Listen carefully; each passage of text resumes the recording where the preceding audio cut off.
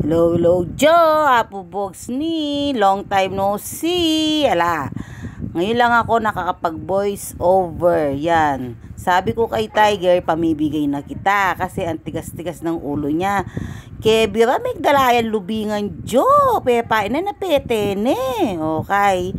Sunday ngayon. Yan. Nag-ihaw-ihaw kami ng bangos at saka tilapia. Naglambing si Bunso. Siya daw ang maghihiwa. Ngayon pala, may Shopee siya. So, yan. Sabi ko kasi, bigyan mo ng palaman yung mga bangos at saka mga tilapia. Ihihaw natin kasi darating yung mga kapatid ng papa mo. Sabi ko sa kanya. Kasi nga, 90s ni Sander ngayon.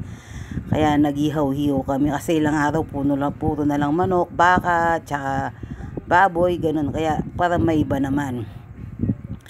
Yan, ginisa ko muna yung pangkilahin kasi nag-request din yung dalawang baluga ko na gusto daw nila ng kilahin kasi matagal nang hindi nakakain ng kilahin. O, yan. Pinatuyo ko lang yan, Joe. Masarap naman siya, Joe. Yan, pakulo-kulo mo lang tapos bigyan mo ng siling laki. O, yan. Pag natuyo na, luto na yan. Pagkatapos, ginisa ko muna yung buro kasi nga may hihaw kami ng tilapia at saka bangos. Kaya ang partner nun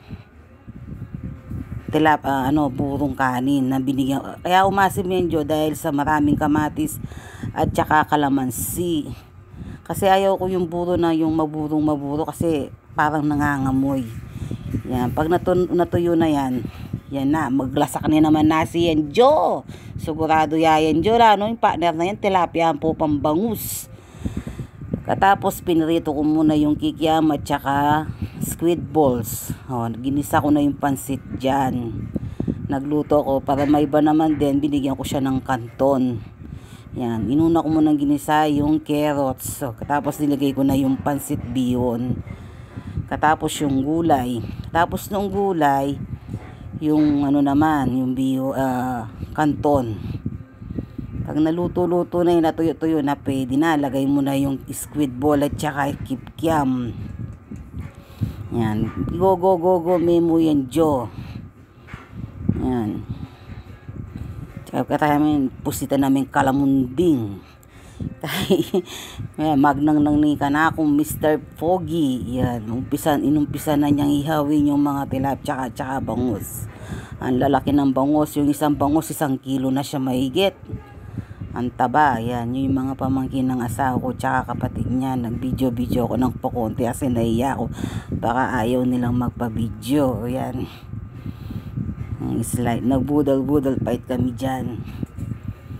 Dahil 90s ni Sandro. Tapos, nung nakapagpahinga na ako, Joe, nagpabili ng linoleum yung panganay ko. Sabi niya, paltan daw niya ng linoleum yung kwarto niya. O, yan. Bumili ako ng 10 yards na linoleum. Yung sanang isa kaso hindi siya matupi, di pwede magkasya sa sidecar. Tapos naisip ko, dahil 1 buwan nang hindi nalilinis si Papa Click ko, pinalinis ko. Sabi nung naglilinis, che, pwede na kang mananaman kingkiyang motor, kisobra na likabuk, ang pupang kabalas na keng gulot, na kayo, tama na, mas kita nga kasanting Joe, yan na. Okay, santingan ko kay ngaso, bisa pakuldas kay nga muna. O, yan. Pelinis kay Papa Click ko kasi pabulan nito kung malilinis. Huling manuran. Kaya ba buburak pa kining kaya kami. Ngayon malyaring ikipalinis.